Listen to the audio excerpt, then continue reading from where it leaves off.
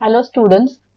अभी हम पढ़ेंगे क्लास 10 साइंस का chapter 7 how do organism reproduce का लास्ट कंसेप्ट, और जिसमें हम स्टडी करने वाले हैं रिप्रोडक्शन इन ह्यूमन बींग्स।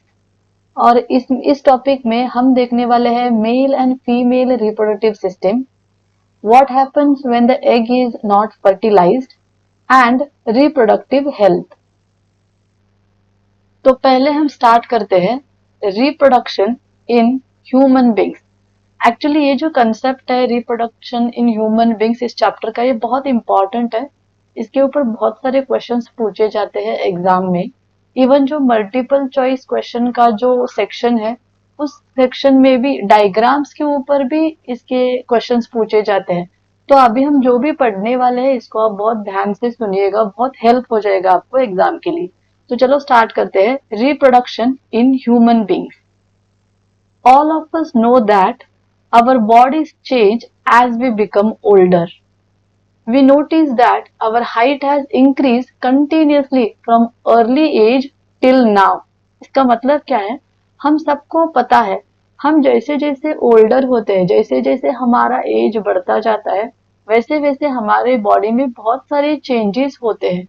जैसे कि हाइट का इंक्रीज होना, वेट का इंक्रीज होना, ऐसे बहुत सारे चेंजेस जैसे हम बड़े होते जाते हैं वैसे चेंजेस होते जाते हैं। We acquire teeth, we even lose the old so called milk teeth and acquire new ones. ये भी एक चेंज है। जैसे कि आपने देखा होगा, जैसे ही कोई बच्चा जन्म लेता है उसके मुंह में कोई टीथ नहीं रहते, लेकिन जैसे ही वो एक 3 4 5 मंथ का होता है उसको टीथ आने के लिए स्टार्ट होते हैं, और जिन टीथ को हम बोलते हैं मिल्क टीथ। लेकिन ये टीथ थोड़े महीने के बाद में, 1 साल के बाद में गिर जाते हैं और फिर इमीडिएटली नए टीथ आते हैं, न्यू टीथ उनको आते हैं, और वही न्यू टीथ हमारे लाइफ के एंड तक हमारे साथ रहते हैं। तो ये भी एक चेंज है जो हम बड़े होते रहते हैं तब होता है। All of these changes that can be grouped under the general process of growth in which the body becomes larger.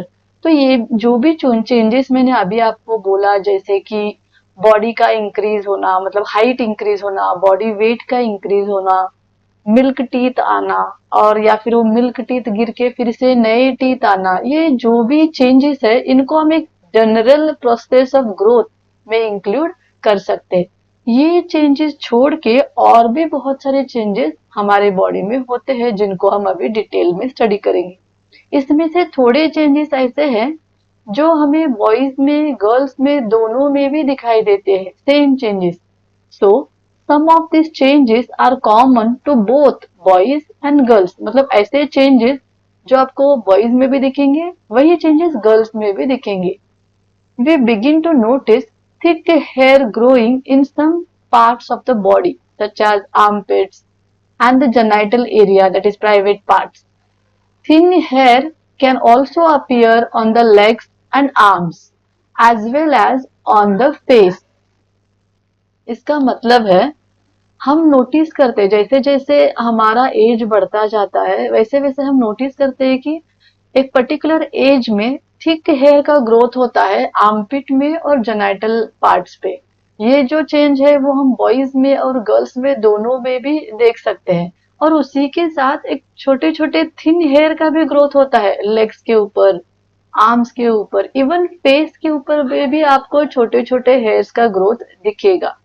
Even the skin frequently becomes oily and we might begin to develop pimples. मतलब इसी time पे जब ये thick hair का growth होता है body parts पे, जैसे आर्मपिट एंड जेनाइटल एरिया में, उसी टाइम पे हमारी जो स्किन है स्पेशली फेस, वो ऑयली होने के लिए स्टार्ट होती है। स्किन हमारी ऑयली होने के लिए स्टार्ट होती है, and because of the pollution, because of the pollution, dust के वजह से, वो ऑयल के वजह से थोड़े लोगों में हम पिंपल का भी फॉर्मेशन देखते हैं फेस के ऊपर। तो ये जो चेंज है ये बॉयज में भी हम देखते हैं, इवन गर्ल्स में भी हम देखते हैं। आपने देखा होगा बहुत थोड़े बॉयज या फिर गर्ल्स को उनके चिक्स के ऊपर थोड़े पिंपल्स ग्रो होते हैं, वो सभी इसी की वजह से होते रहते हैं। तो ये जो चेंजेस है ये छोड़ के और भी थोड़े चेंजेस है जो हम सिर्फ बॉयज में या फिर गर्ल्स में देखते हैं। मतलब जो चेंजेस बॉयज में होते हैं वो आपको गर्ल्स में नहीं दिखाई देंगे और जो गर्ल्स में होते हैं वो आपको बॉयज में नहीं दिखाई देंगे, तो वो अब हम यहाँ पे पढ़ेंगे। On the other hand there are also changes taking place that are different between boys and girls. जैसे कि in girls, breast size begins to increase. Also, girls begins to menstruate at around this time. मतलब girls में हम देखते हैं एक particular age में उनका ब्रेस्ट साइज इंक्रीज होता है एंड उसी एज में उनका मेंस्ट्रुअल साइकिल भी स्टार्ट होता है, मतलब उनके एग्स भी मैच्योर होने के लिए स्टार्ट होते हैं। इसी तरह boys begins to have new thick hair growth on the face and their voice begins to crack. मतलब बॉयज में भी एक पर्टिकुलर एज होने के बाद में उनके फेस के ऊपर थिक हेयर का ग्रोथ स्टार्ट होता है। थिन हेयर तो बॉयज में भी रहते हैं, गर्ल्स में भी रहते हैं, लेकिन बॉयज में स्पेशली थिक हेयर का ग्रोथ स्टार्ट होता है उनके फेस के ऊपर। और उसी एज में उसी टाइम पे उनका जो वॉइस है, आवाज रहता है, वो भी क्रैक होता है, वो बहुत रफ होता है, हेवी उनका आवाज होता है। तो ये जो चेंजेस है ये सिर्फ हम गर्ल्स में या फिर बॉयज में ही देख सकते हैं। तो गर्ल्स में हम क्या देखते हैं, ब्रेस्ट का साइज इंक्रीज होना एंड मेंस्ट्रुअल साइकिल का स्टार्ट होना। वैसे बॉयज में हम क्या देखते हैं, थिक हेयर का ग्रोथ होना फेस पे एंड उनके वॉइस का क्रैक होना। So all of these changes takes place slowly over a period of months and years. तो अभी हमने जो भी चेंजेस देखे सडनली एक दिन में नहीं होते, ये चेंजेस बहुत स्लोली होते हैं। इनको कितने तो मंथ्स या फिर बहुत सारे साल लगते हैं। जैसे बेबी का जन्म होता है ये सभी चेंजेस आपको नहीं दिखाई देते, या फिर एक साल में 2 साल होने के बाद नहीं दिखाई देते। इनको बहुत सारे मंथ्स या फिर ईयर्स चाहिए ये चेंजेस होने के लिए, ये बहुत स्लोली होते हैं। They do not happen all at the same time in one person.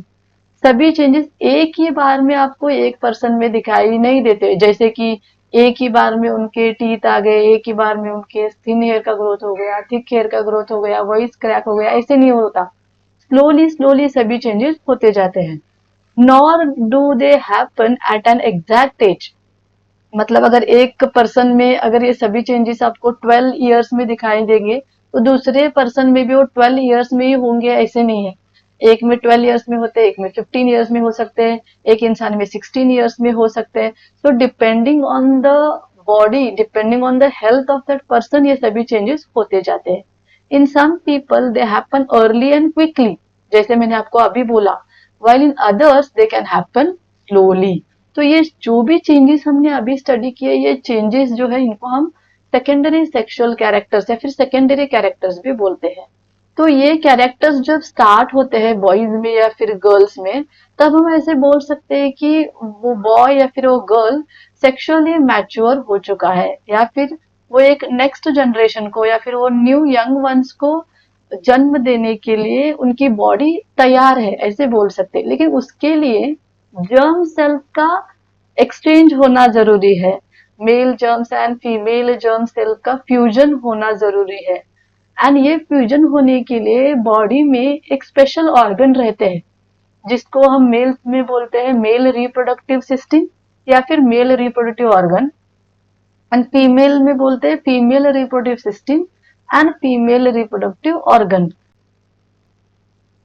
तो अब हम देखेंगे मेल रिप्रोडक्टिव सिस्टम।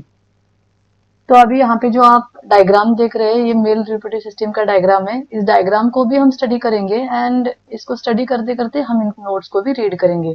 तो आप डायग्राम को जस्ट मैं आपको एक बार लेबल रीड करके दिखाती हूँ क्या क्या है। तो ये मेल रिप्रोडक्टिव सिस्टम का डायग्राम है। तो इसमें ये जो है वो यूरेटर है, यहाँ पे सेमिनल वेसिकल है, ये यूरिनरी ब्लैडर है जिसको हमने ऑलरेडी लाइफ प्रोसेस चैप्टर में स्टडी किया है।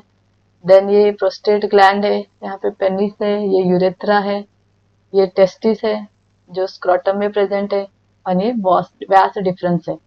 तो ये सभी लेबल्स है इस डायग्राम के। तो अभी हम इनको स्टडी करेंगे नोट्स के साथ।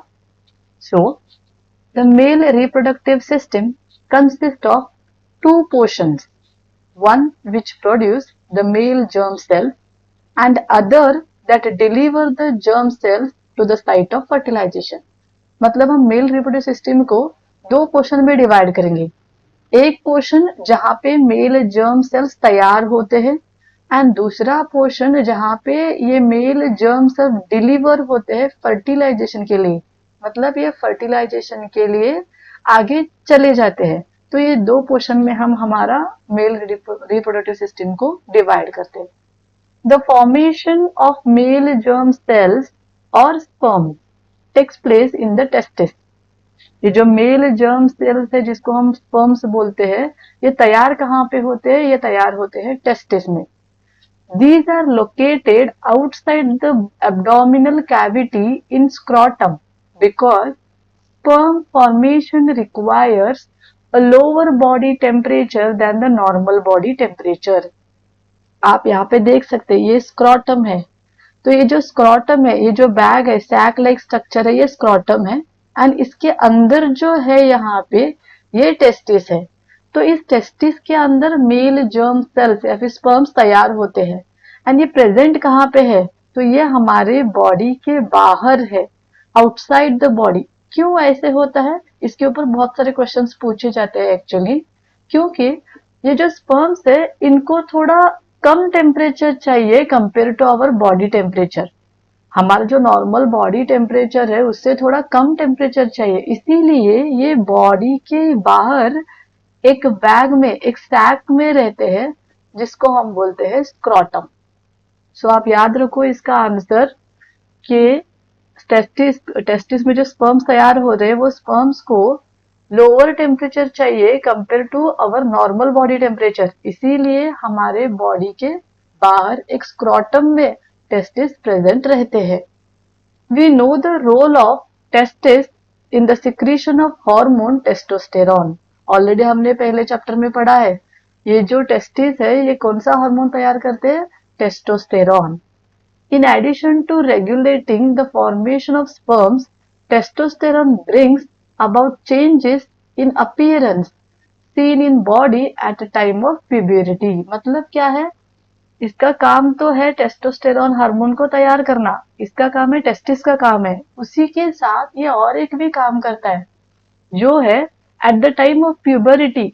तो जब प्यूबरिटी का एज स्टार्ट होता है तब जो सेकेंडरी सेक्सुअल कैरेक्टर जो दिखाते हैं मेल्स में, बॉयज में, जैसे कि हमने अभी पढ़े थे, और थिक हेयर्स का ग्रोथ होना आर्मपिट में, जेनाइटल एरिया में, देन वॉइस का क्रैक होना एंड थिक हेयर का ग्रोथ फेस पे होना, ये जो भी सेकेंडरी सेक्सुअल कैरेक्टर्स है ये सभी कैरेक्टर्स को दिखाने का काम भी टेस्टोस्टेरॉन करता है at a particular age in boys.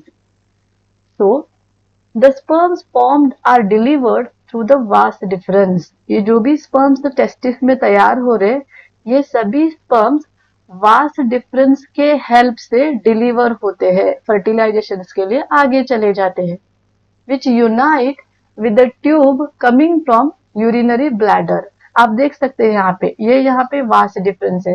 तो जो भी स्पर्म्स यहाँ टेस्टिस में तैयार होते हैं वो इस वास डिफरेंस के थ्रू कहाँ चले जाते हैं? इस यूरिनरी ब्लैडर पे तैयार जाते हैं। यूरिनरी ब्लैडर, ये यूरिनरी ब्लैडर एक सैक है जहाँ पे यूरिन स्टोर होता है। नाउ द यूरेथ्रा दस forms a common passage for both the sperms and the urine. यहाँ पे यूरिनरी ब्लैडर में यूरिन भी स्टोर हो रहा है जो किडनी से आ रहा है एंड स्पर्म्स भी स्टोर हो रहे हैं जो टेस्टिस से वास डिफरेंस के थ्रू आ रहे हैं। तो इस यूरिनरी ब्लैडर में यूरिन भी है एंड इवन स्पर्म भी है। तो यहाँ से ये यूरिन एंड स्पर्म यूरेथ्रा के थ्रू बाहर आते हैं। तो यूरेथ्रा जो है ये कॉमन पैसेज है बोथ यूरिन के लिए एंड स्पर्म के लिए। Along the path of the vas deferens, glands like the prostate and the seminal vesicle add their secretion so that the sperms are now in a fluid which make their transport easier, and this fluid also provides nutrition. मतलब जब ये vas deferens आप यहाँ पे देख सकते हैं, ये वास डिफरेंस के थ्रू जब ये स्पर्म यूरिनरी ब्लैडर में जा रहा है, यहाँ पे ही दो ग्लैंड्स हमें दिखाई देते हैं, वो है seminal vesicle and prostate gland. तो यहाँ पे मैंने लिखा है ये है प्रोस्टेट ग्लैंड एंड दूसरा है सेमिनल वेसिकल। तो इनके थ्रू भी सिक्रीशंस होते हैं, वो सिक्रीशन भी इस वास डिफरेंस के थ्रू यूरिनरी ब्लैडर में जाके स्पर्म्स के साथ स्टोर होता है। इसका काम क्या है? तो ये जो भी सिक्रीशन है, ये जो भी फ्लूइड ये प्रोस्ट्रेट या फिर ये सेमिनल वेसिकल सिक्रीट कर रहे हैं, ये इस स्पर्म का जो ट्रांसपोर्ट है उसको इजी करते हैं, वो मॉइस्ट रखते हैं। जो स्पर्म का जो ट्रांसपोर्टेड एरिया है, जो पैसेज है जहां से स्पर्म मूव हो रहा है, वो पैसेज को स्मूथ रखते हैं, मॉइस्ट रखते हैं। एंड इवन उसी सिक्रीशन से स्पर्म्स को बहुत सारा न्यूट्रिशन भी मिलता है, क्योंकि स्पर्म को भी हेल्दी रहना है, तो उसको जो हेल्दी रहने के लिए न्यूट्रिशन चाहिए वो भी प्रोस्ट्रेट एंड सेमिनल वेसिकल के फ्लूइड से या फिर सिक्रीशन से मिलता है। The sperms are tiny bodies that consist of mainly genetic material. तो स्पर्म क्या है? स्पर्म एक टाइनी बॉडी है जिसमें जेनेटिक मटेरियल है जो मेल से आता है, मतलब जो फादर से आता है। सो फादर से जो भी कैरेक्टर्स एक यंग वन में आते हैं, वो इसी जेनेटिक मटेरियल के थ्रू ट्रांसफर होते हैं जो स्पर्म्स में रहते हैं। So sperms are tiny bodies that consist of mainly genetic material and a long tail. तो स्पर्म जो रहता है उसको एक लॉन्ग टेल भी रहते हैं, हम उसका डायग्राम भी छोटा सा यहाँ पे देखेंगे। तो स्पर्म जो है वो ऐसे दिखता है। तो यहाँ पे इसको हेड रहता है, तो इस हेड में जो रहता है यहाँ पे उनका जेनेटिक मटेरियल रहता है, जो जेनेटिक मटेरियल जो मेल के फादर्स के कैरेक्टर्स को ट्रांसफर करता है। एंड यहाँ पे उसको एक टेल रहती है। तो स्पर्म जो है वो यहाँ टेस्टिस से वास डिफरेंस के थ्रू मूव होते जाता है, ट्रांसफर होता है, फिर वो यूरिनरी ब्लैडर में जाता है। आफ्टर फ्रॉम यूरिनरी ब्लैडर वो पेनिस के थ्रू फीमेल रिप्रोडक्टिव सिस्टम में ट्रांसफर होता है। एंड वहां पे भी उसको बहुत सारी जर्नी ट्रैवल करना रहता है। तो ट्रैवल जब करता है तो उसको मूव होने के लिए ये टेल उसको हेल्प करती है। सो यहाँ पे इसको एक लॉन्ग टेल रहती है that help them to move towards the female germ cell. जैसे कि मैंने अभी आपको बोला, once it enter into female body, तो फीमेल बॉडी में फीमेल जर्म सेल तक उसको ट्रैवल करना पड़ता है। एंड उस ट्रैवल करने के लिए ये टेल स्पर्म को हेल्प करती है। तो ये जो भी हमने अभी पढ़ा, ये सभी मेल रिप्रोडक्टिव सिस्टम है। एंड यहाँ पे ये जो भी लेबलिंग्स मैंने किए हैं सभी इंपॉर्टेंट है, आपको याद रखना है। जैसे कि मेनली आपको याद रखना है what is the role of testosterone. Testosterone ये मेल रिप्रोडक्टिव सिस्टम का हार्मोन है जो टेस्टिस में तैयार होता है, जो स्पर्म्स को तैयार भी करता है and even secondary sexual characters at the time of puberty को दिखाने के लिए भी हेल्प करता है। इसी के साथ जो और दो ग्लैंड्स है वो है सेमिनल वेसिकल एंड है प्रोस्टेट ग्लैंड। ये दोनों ग्लैंड थोड़ा एक फ्लूइड सिक्रीट करते हैं, जो फ्लूइड इस स्पर्म्स को मूव करने के लिए हेल्प करता है। उनका जो ट्रांसपोर्टेशन का एरिया है वो मॉइस्ट स्मूथ रखने के लिए हेल्प करता है। उसी के साथ स्पर्म्स को जो न्यूट्रिशन देना है उनको हेल्दी रहने के लिए, वो न्यूट्रिशन देने के लिए भी हेल्प करता है। सो ये था mail reproductive system. So the next is female reproductive system. ये जो फीमेल रिप्रोडक्टिव सिस्टम है ये बहुत इंपॉर्टेंट है ह्यूमन बींग्स में। एक्चुअली एज वी नो, जैसे ही मेल जर्म सेल मेल में से फीमेल में ट्रांसफर होता है तो फीमेल बॉडी में उसका फर्टिलाइजेशन होता है, जिसको हम डिटेल में आगे पढ़ेंगे। तो जैसे ही वो फर्टिलाइजेशन होता है तो वो जो भी जाइगोट तैयार होता है वो ग्रो होता है, फिर वो एम्ब्रियो होता है, फिर वो ग्रो होता है। ऐसे होते होते specially in human being nearly 9 months का टाइम लेता है एक फीटस को ग्रो होने के लिए। 9 मंथ्स के बाद में वो डिलीवर होता है baby. And once it deliver होने के बाद भी वो ब्रेस्ट फीडिंग के लिए फीमेल के ऊपर डिपेंड रहता है। तो फीमेल जो है वो बहुत इम्पोर्टेंट है in giving birth to the young ones. तो इसीलिए फीमेल रिप्रोडक्टिव सिस्टम भी बहुत इंपॉर्टेंट है, क्योंकि इसी सिस्टम में वो फीटस 9 मंथ्स के लिए ग्रो होते रहेगा एक मदर के वूम्ब में। तो इसी को हम स्टार्ट करते हैं। द फीमेल जर्म सेल्स और eggs are made in ovaries.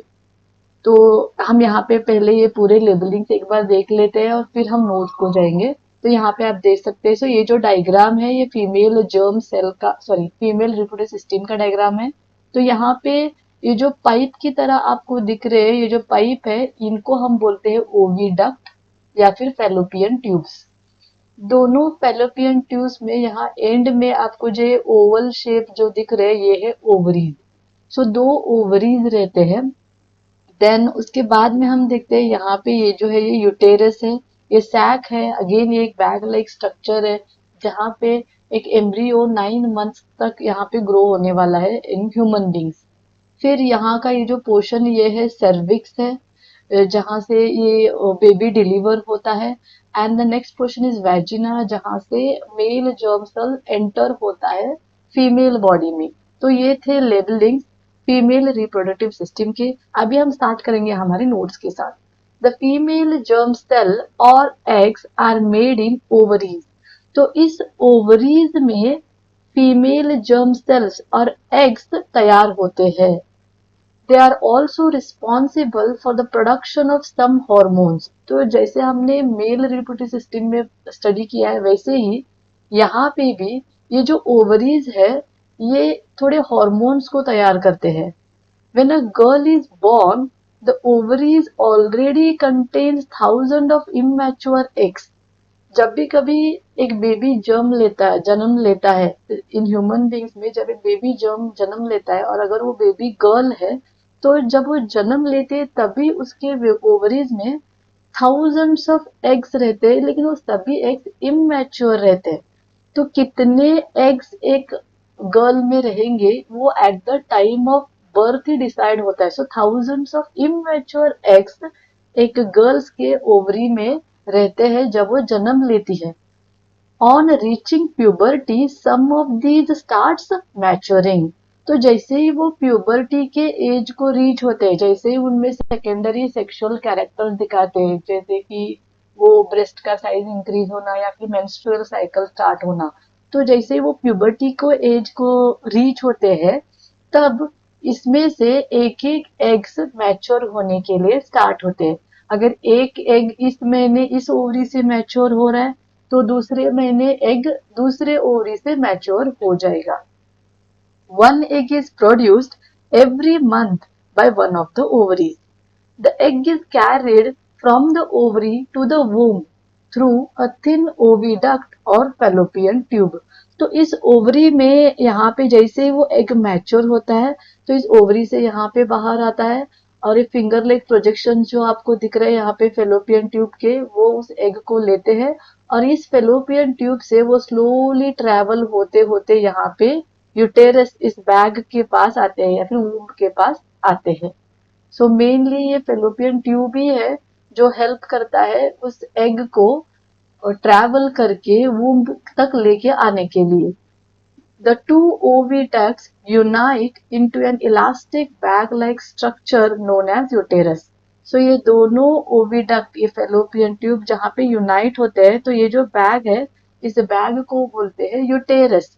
तो यहाँ लिखा है इलास्टिक बैग लाइक स्ट्रक्चर। इसको इलास्टिक क्यों बोले, क्योंकि ये एक छोटी सी बैग है, एक छोटी सी बैग है जिसको यूटेरस बोलते हैं। लेकिन जैसे जैसे एक एम्ब्रियो ग्रो होता है first month, second month, third month, और जैसे जैसे वो 9 मंथ तक रीच होता है तो बेबी साइज में ग्रो होते जाता है।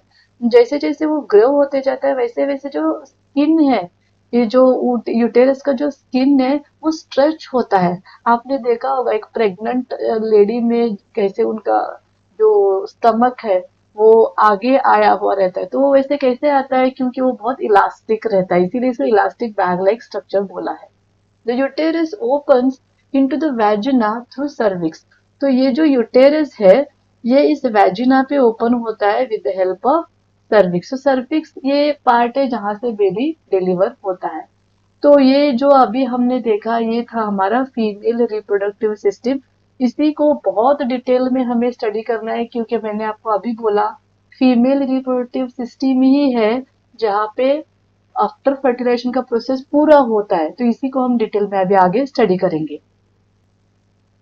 अभी हम पढ़ेंगे fertilisation. The sperm enter through the vaginal passage during sexual intercourse. So यहाँ पे मैंने एक छोटा सा डायग्राम ड्रॉ किया है फीमेल रिप्रोडक्टिव सिस्टम का, आप देख सकते हैं। तो ये जो है ये यहाँ पे वैजिना है। तो यहाँ पे मैंने लेबलिंग नहीं की है, तो आप लोग याद रखो, पहले के डायग्राम में मैंने किया था। सो ये वैजिना है। तो जब सेक्सुअल इंटरकोर्स होता है, जब मेल एंड फीमेल बॉडी में कनेक्शन होता है, तब स्पर्म्स जो है, जो मेल जर्म सेल्स है, इस वैजिना के थ्रू वो एंटर होते हैं। तो जैसे ही वैजिना के थ्रू एंटर होते हैं, they will pass the cervix and they will travel upward. They travel upward and reach the oviduct where they may encounter the egg. तो जैसे ही स्पर्म्स, यहाँ पे देख सकते हैं मैंने छोटे छोटे ड्रॉ किए स्पर्म्स। तो जब ये स्पर्म्स एंटर होते हैं तो ये ऊपर की तरफ ऐसे ट्रैवल करते जाते हैं, एंड ट्रैवल करते करते वो इस ओविडक्ट में एंटर होते हैं। एंड ये जो ओवरी है, यहाँ से ओव्यूलेशन होके मतलब एवरी मंथ एक एग मैच्योर होता है। तो इमेजिन करो कि इस ओवरी से एक एग मैच्योर हो गया और ये यहाँ पे बाहर आ गया। तो वो एग स्लोली इस ओविडक्ट में ट्रेवल होता रहता है और यहाँ पे आके वो रुक जाता है। अगर इंटरकोर्स होता है तो वो स्पर्म ऐसे ही ट्रेवल होके आके इस एग को इस फेलोपियन ट्यूब में एनकाउंटर करता है, मतलब यहाँ पे जाके उसको फ्यूज होता है। जब ये एग एंड स्पर्म फ्यूज होता है तो उस प्रोसेस को हम बोलते हैं फर्टिलाइजेशन। एंड जैसे ही स्पर्म एंड एग फ्यूज होता है, फिर जो तैयार होता है उसको हम बोलते हैं जाइगोट या फिर fertilised egg. So the fertilised egg और zygote starts dividing and forms a ball of cells और embryo। तो यहाँ पे जैसे ही फर्टिलाइजेशन होता है एंड एक जाइगोट तैयार होता है, वो जाइगोट डिवाइड होने के लिए स्टार्ट होता है एंड डिवाइड होके एक बॉल ऑफ सेल, बहुत सारे सेल्स का एक बॉल तैयार होता है जिसको हम बोलते हैं embryo. So the embryo is implanted in the lining of the uterus. वही एम्ब्रियो एक बार फर्टिलाइजेशन हो गया और एक बार अगर वो जाइगोट डिवाइड होके एम्ब्रियो तैयार हो गया, तो वो एम्ब्रियो स्लोली नीचे आता है और इस यूटेरस के वॉल में इम्प्लांट होता है। इस यूटेरस के वॉल में वो फिक्स होता है, वो बैठ जाता है, यहाँ पे इम्प्लांट होता है। So where they continue to grow and develop organs to become foetus. तो जैसे ही वो एम्ब्रियो आके यहाँ पे इम्प्लांट होता है तो ग्रो होने के लिए स्टार्ट होता है। सो इन ह्यूमन बींग में जो प्रेगनेंसी है वो 9 मंथ्स का है। तो जैसे जैसे ये 1 महीना होता है, 2 महीने होते हैं, स्लोली स्लोली वो एम्ब्रियो ग्रो होता है। फिर उसके जो सेल्स है, वो सेल्स अलग अलग बॉडी पार्ट्स में ग्रो होते हैं, डेवलप होते हैं, जिसको हम बोलते हैं फीटस। जैसे ही एम्ब्रियो को बॉडी पार्ट्स ऑर्गन्स डेवलप के लिए स्टार्ट होते हैं, तब हम उसको बोलते हैं foetus. The uterus prepare itself every month to receive and nurture the growing embryo। Actually जैसे ही हर एक महीने में एक एक एग मैच्योर होता है, जैसे जैसे एग मैच्योर होके ओविडक्ट में आ रहा है, वैसे वैसे हर एक महीने में ये जो यूटेरस का बैग है, ये खुद को प्रिपेयर करता है कि एक एम्ब्रियो आएगा और यहाँ पे इम्प्लांट हो जाएगा और उसको मुझे नर्चर करना है, उसको मुझे हेल्प करना है ग्रो होने के लिए। इसके हिसाब से हर महीने ये जो यूटेरस है, ये जो बैग है, ये खुद को तैयार करता रहता है, मतलब ये इसके लाइनिंग्स को थिक करता रहता है, ब्लड से रिच करता है, जिसके वजह से जो एम्ब्रियो आएगा उसको वो हेल्प करे ग्रो होने के लिए। So the lining thickens and is richly supplied with blood to nourish the growing embryo। तो आई होप आपको समझ में आया होगा। तो हमने यहाँ पे क्या स्टडी किया, तो मैंने यहाँ पे बोला कि हर महीने एक ओवरी से एग मैच्योर हो जाएगा और वो एग यहाँ पे फेलोपियन ट्यूब में आएगा। अगर सेक्सुअल इंटरकोर्स होता है तो यहाँ वेजिना के थ्रू स्पर्म्स आएंगे और वो स्पर्म्स ऊपर की तरफ मूव होते जाएंगे और जैसे ही वो एग से मिलेंगे तो यहाँ पे फर्टिलाइजेशन होगा एंड फर्टिलाइजेशन होने के बाद तैयार हो जाएगा जाइगोट। वो जाइगोट डिवाइड हो जाएगा और एक बॉल ऑफ सेल हो जाएगा, उसको हम बोलते हैं एम्ब्रियो। और जैसे ही एम्ब्रियो तैयार होता है, वो एम्ब्रियो नीचे की तरफ आके इस यूटेरस के बैग में इम्प्लांट होता है। तो ये यूटेरस है जो उसको 9 मंथ्स तक ग्रो होने के लिए हेल्प करता है। तो ये जो यूटेरस है, ये यूटेरस हर महीने खुद को तैयार करता है एक एम्ब्रियो को नरिश करने के लिए या फिर ग्रो करने के लिए। तो ये था सभी फर्टिलाइजेशन। सो अभी हम आगे देखेंगे प्लासेंटा। प्लासेंटा क्या है, मतलब जैसे मैंने बोला कि 9 मंथ्स तक वो जो एम्ब्रियो है वो यहाँ रहेगा, यूटेरस में, वूम्ब में रहेगा। तो उसको नरिश करने के लिए, उसको ग्रो करने के लिए जो भी न्यूट्रिशन चाहिए, तो वो न्यूट्रिशन कहाँ से मिलता होगा, और वही पार्ट को हम बोलते हैं प्लासेंटा। तो प्लासेंटा एक ऐसा पार्ट है जिस जो बेबी और मदर में कनेक्शन है, और जिसी के थ्रू बेबी को न्यूट्रिशन मिलता है। तो उसी को हम अभी यहाँ पे डिटेल में स्टडी करेंगे। प्लासेंटा के ऊपर right a note on placenta, how it helps, ऐसे क्वेश्चंस आते हैं। तो आपको इसको ध्यान से पढ़ना है, बहुत बार ये क्वेश्चन रिपीट होता है। The embryo gets nutrition from mother's blood with the help of special tissue called placenta. तो जो भी एम्ब्रियो यहाँ पे आके यूटेरस में इम्प्लांट हुआ है, उसको जो भी न्यूट्रिशन चाहिए वो मदर के ब्लड से मिलता है, एंड उसको जो टिश्यू हेल्प करता है उस टिश्यू को हम बोलते हैं placenta. This is a disc which is embedded in the uterine wall. तो आप यहाँ पे देख सकते हैं, इस वाले डायग्राम में मैंने ड्रॉ किया है। तो ये है, ये बेबी है यहाँ पे, ये पूरा यूटेरस का वॉल है, एंड ये मतलब बेबी मतलब ये फिटस है जिसको अभी यहाँ पे ऑर्गन्स डेवलप होने के लिए स्टार्ट हुए हैं। एंड आप यहाँ देख सकते हैं कि ये जो कनेक्शन है ये है अम्बिलिकल कॉर्ड, ये है अम्बिलिकल कॉर्ड, एंड ये अम्बिलिकल कॉर्ड जहाँ पे आके कनेक्ट हुए ये छोटे छोटे विलाय जो देख सकते हैं आप, इसको हम बोलते हैं प्लासेंटा। तो एक डिस्क, ऐसे डिस्क की तरह ये एक टिश्यू है जहां से बहुत सारे विलाय आते हैं, और ये सभी विलाय कनेक्टेड है इस फीटस को थ्रू दिस अम्बिलिकल कॉर्ड। तो ये एक स्पेशल टिश्यू है, डिस्क शेप्ड स्पेशल टिश्यू, जो मदर एंड फीटस में कनेक्टेड रहता है, जिसके थ्रू फीटस को न्यूट्रिशन मिलता है। It contains villi on the embryo's side of the tissue, मतलब इसमें बहुत सारे विलाय है जो एम्ब्रियो साइड है। On the mother side are blood spaces which surrounds the villi. तो यहाँ पे बहुत सारे ब्लड के स्पेसिस है जो विलाय के सभी यहाँ पे सराउंडेड है। This provides a large surface area for glucose and oxygen to pass from the mother to the embryo। जितने सारे विलाय रहेंगे उतना सारा यहाँ पे सरफेस एरिया इंक्रीज हो जाएगा। तो आप यहाँ पे देख सकते हैं, अगर सिर्फ ऐसे ही है तो इतना ही सरफेस एरिया हो गया, लेकिन अगर इसी को हमने डिवाइड करके ऐसे छोटे छोटे छोटे कर दिए तो बहुत सारा सरफेस एरिया इंक्रीज होता है।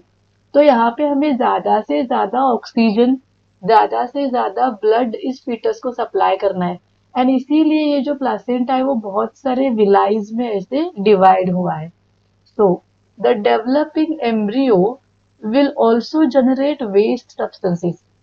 तो ये जो फीटस है जो डेवलप हो रहा है, ये वेस्ट सब्सटेंस भी तैयार करता है। तो वो वेस्ट सब्सटेंस जाता कैसे है बाहर, वो बाहर निकालने के लिए भी प्लासेंटा ही हेल्प करता है।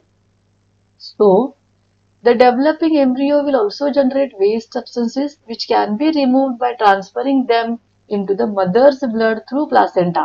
इसका मतलब क्या है, इसी प्लासेंटा के थ्रू न्यूट्रिशनल ब्लड फीटस को जाता है, and foetus will use that blood, and जो फीटस में वेस्ट प्रोडक्ट तैयार हो रहा है वो वेस्ट प्रोडक्ट भी इसी प्लासेंटा के थ्रू मदर्स ब्लड में जाता है, एंड मदर्स ब्लड के थ्रू वो बाहर फेंक दिया जाता है। The development of the child inside the mother's body takes approximately 9 months। तो ये जो भी प्रोसेस हमने अभी स्टडी किया, मदर के ब्लड से बेबी को जाता है, फीटस को जाता है, एंड फीटस से वो वेस्ट प्रोडक्ट फिर से मदर में आता है, और ऐसे ये जो प्रोसेस है ये नियरली 9 मंथ तक होता है। The child is born as a result of rhythmic contractions of the muscles in the uterus। तो जैसे ही बेबी का ग्रोथ कंप्लीट होता है तो यहाँ पे यूटेरस के जो मसल्स है वहां पे कॉन्ट्रैक्शंस होते हैं, एंड उस रिदमिक कॉन्ट्रैक्शंस के वजह से, उसके हेल्प से चाइल्ड का बर्थ होता है। तो ये था about the female reproductive system. तो अगर प्लासेंटा के ऊपर आपको क्वेश्चंस पूछे जाते हैं what is the role of placenta और राइट और नोट ऑन प्लासेंटा, तो ये आप उसको आंसर लिख सकते हैं। ये सभी नोट्स जो भी है ये आपको एनसीईआरटी बुक में से ही मैंने दिया है, तो आपको बहुत हेल्प हो जाएंगी। तो अभी हम देखेंगे what happens when the egg is not fertilised. So ये जो डायग्राम है ये डायग्राम हमारे फीमेल रिप्रोडक्टिव सिस्टम का है। तो यहाँ पे आप देख सकते हैं ये ओवरीज है, फेलोपियन ट्यूब है, यूटेरस है, सर्विक्स है एंड यहाँ पे वेजिना है। तो इसके हम नोट्स पढ़ेंगे, फिर बाद में मैं आपको एक्सप्लेन करती हूँ। If the egg is not fertilised it lives for about 1 day. Since the ovary release 1 egg every month, the uterus also prepare itself every month to receive a fertilized egg. Thus, its lining becomes thick and spongy. This would be required for nourishing the embryo if fertilization had taken place. Now, however, this lining is not needed any longer. So, the lining slowly breaks and comes out through the vagina as blood and mucus. This cycle takes place roughly every month. It is known as menstruation. It usually lasts for about 2 to 8 days. तो ये था explanation जब egg fertilize नहीं होता तो क्या होता है। तो इसी को हम अभी डायग्राम के थ्रू स्टडी करेंगे। सो अभी हम स्टडी करेंगे। तो जैसे कि हर एक महीने एक ओवरी से एक एग मैच्योर होके बाहर आता है फेलोपियन ट्यूब में। अगर इस महीने इस ओवरी से मैच्योर हुआ है तो नेक्स्ट मंथ में इस ओवरी से मैच्योर होता है। तो जैसे हमने पहले भी स्टडी किया है, एक बार मैं आपको रिवीजन करके देती हूँ। जैसे ही कोई गर्ल बेबी जन्म लेती है तो उसके ओवरीज में थाउजेंड्स ऑफ इमैच्योर एग रहते हैं एंड जब वो गर्ल उसके प्यूबर्टी एज को रीच होती है तब उसका मेंस्ट्रुएशन साइकिल स्टार्ट होता है, मतलब तब उसके एग्स मैच्योर होने के लिए स्टार्ट होते हैं। तो जैसे ही एक एग मैच्योर हो के इस फेलोपियन ट्यूब में आता है, वो इस फेलोपियन ट्यूब में आके एक 1 डे के लिए, एक दिन के लिए यहाँ पे वेट करता है स्पर्म से फ्यूज होके फर्टिलाइज्ड होने के लिए। एंड अगर मेल एंड फीमेल में इंटरकोर्स होता है तो यहाँ से स्पर्म्स एंटर होते हैं एंड वो स्पर्म्स यहाँ से आके इस एग से फ्यूज होते हैं एंड फर्टिलाइजेशन होता है।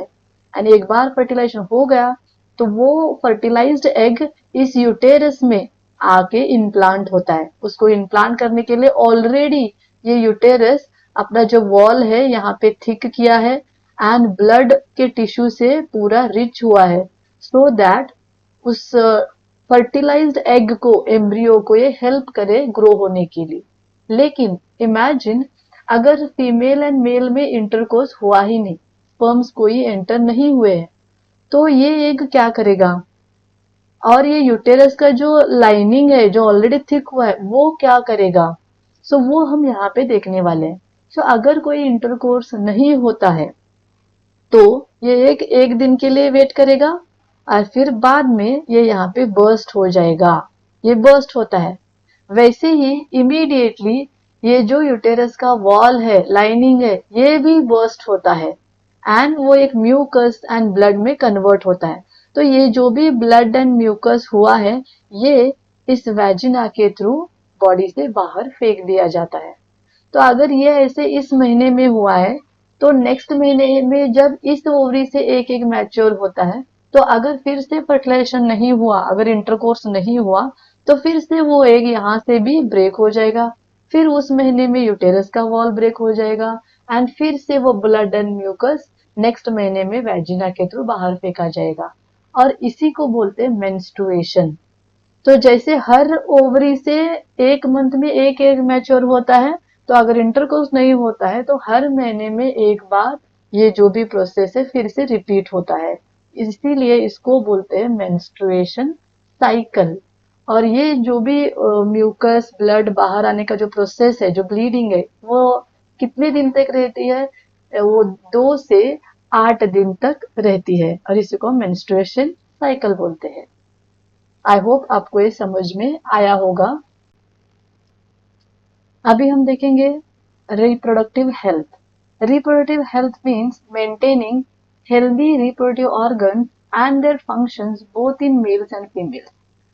रिप्रोडक्टिव हेल्थ का मतलब है मेल्स में एंड फीमेल्स में उनका जो रिप्रोडक्टिव ऑर्गन है, रिप्रोडक्टिव सिस्टम है एंड उसके जो फंक्शंस है, उनको हेल्दी मेंटेन करना, उनका काम जो है, उनका जो प्रोसेस है, वो प्रोसेस सभी प्रॉपरली होना, उसी को हम बोलते हैं रिप्रोडक्टिव हेल्थ। एंड इसी के साथ एक वेल बीइंग, मतलब हम physically, emotionally, behaviourally and socially भी हेल्दी रहना चाहिए। इस सब को हम बोलते हैं reproductive health. Sexual maturation means gradual process occurs during overall body growth but does not immediately prepare individual for sexual activity, marriage or parenthood. Sexual maturation का मतलब क्या है? इसका मतलब है हमारी बॉडी स्लोली स्लोली ग्रो होती है एंड सेक्सुअली मैच्योर होती है, मतलब फीमेल्स में एग्स मैच्योर करती है एंड मेल्स में स्पर्म्स मैच्योर करती है। बॉडी का स्लोली स्लोली ग्रोथ होता है, बट इसका मतलब ऐसे नहीं है कि जैसे ही सेकेंडरी सेक्सुअल कैरेक्टर्स डेवलप हो गए तो जैसे एग्स मैच्योर हो गए, स्पर्म्स मैच्योर हो गए, मतलब वो इंडिविजुअल सेक्सुअल एक्टिविटी के लिए, जैसे कि मैरिज या फिर न्यू यंग वंस को बर्थ देने के लिए रेडी है। उसके लिए उसको इमोशनली, फिजिकली, सोशली, उसके रिप्रोडक्टिव हेल्थ सभी स्ट्रांग रहना है, हेल्दी रहना है। तभी अगर वो इंडिविजुअल अगर मेंटली भी स्टेबल है, स्ट्रांग है, रेडी है, तभी उसको हम पेरेंटहुड के लिए या फिर सेक्सुअल एक्टिविटी के लिए मैच्योर और एबल समझ सकते हैं। नाउ सेक्सुअली ट्रांसमिटेड डिसीजेस को स्टडी करेंगे, जिसको हम शॉर्ट फॉर्म में STDs भी बोलते हैं। The diseases caused by sexual contact are called sexually transmitted diseases. जो भी कोई डिसीजेस सेक्सुअली ट्रांसमिटेड होते हैं, सेक्सुअल कॉन्टैक्ट के वजह से होते हैं, उनको हम सेक्सुअली ट्रांसमिटेड डिसीजेस बोलते हैं। तो इसमें हम स्टडी करने वाले हैं पहला AIDS, that is acquired immunodeficiency syndrome. तो ये भी क्वेश्चन पूछा जा सकता है मल्टीपल चॉइस में, what is the full form of AIDS? That is acquired immunodeficiency syndrome caused by HIV, human immune virus. ये जो भी डिसीज है एड्स, ये किससे होता है? ये एक वायरस से होता है जिसका नाम है HIV, human immune virus. This disease destroys immune system of a person, leads to damage one by one organ in the body and finally it may lead to death. अगर किसी इंसान को, इंडिविजुअल को एड्स डिसीज होता है तो first वो उसके इम्यून सिस्टम को अटैक करता है। ये जो वायरस है ये पहले इम्यून सिस्टम को अटैक करता है एंड उस पर्सन को वीक करता है, एंड जिसके वजह से उसको दूसरे डिसीज भी अटैक होते हैं, जैसे कि BP, शुगर, ये सब उसको होता है, अटैक होता है एंड उसके वजह से उसके एक एक ऑर्गन स्लोली स्लोली खराब होते हैं and finally it may lead to death. Second disease है warts. Blisters formation occurs on the private parts of the both male and female. It is caused by virus. तो ये जो disease है ये भी वायरस की वजह से होता है एंड अगर ये डिसीज होता है तो इसमें ब्लिस्टर फॉर्मेशन होता है प्राइवेट पार्ट्स में, both male and females. Next है साइफिलीज, जो कि होता है बैक्टीरिया की वजह से। एंड लास्ट डिसीज है गोनोरिया, जो होता है अगेन बैक्टीरिया की वजह से। तो यहाँ पे आपने देखा होगा ये जो साइफिलीज है और गोनोरिया है ये बैक्टीरिया से होते हैं एंड वार्ड्स एंड एड्स जो है वो वायरस की वजह से होते हैं। तो आपको इसके ऊपर क्वेश्चन पूछे हैं, बहुत बार पूछे जा सकते हैं कि कौन से सेक्सुअली ट्रांसमिटेड डिसीजेस बैक्टीरिया की वजह से होते हैं एंड कौन से सेक्सुअल ट्रांसमिटेड डिसीजेस वायरस की वजह से होते हैं। नहीं तो ऐसे भी पूछते हैं कि gonorrhoea disease is caused by dash, that is it is caused by bacteria. So ऐसे भी पूछे जा सकते हैं। तो आपको यहाँ पे याद रखना है डिसीज का नाम एंड वो उसका मेन कॉज क्या है, इट इज थ्रू बैक्टीरिया और it is through virus. And जैसे मैंने अभी आपको बोला था एड्स का फुल फॉर्म में आपको याद रखना है, that is acquired immunodeficiency syndrome, and उसके वायरस का जो फुल फॉर्म है ह्यूमन इम्यून वायरस, ये भी आपको याद रखना है। The transmission of these disease can be avoided by using birth control measures such as wearing condoms during sexual act. मतलब अगर आपको ये सभी डिसीज को होने से बचना है तो आप यहाँ पे बर्थ कंट्रोल मेजर्स को भी फॉलो कर सकते हैं, जैसे कि यूजिंग कॉन्डोम्स। सो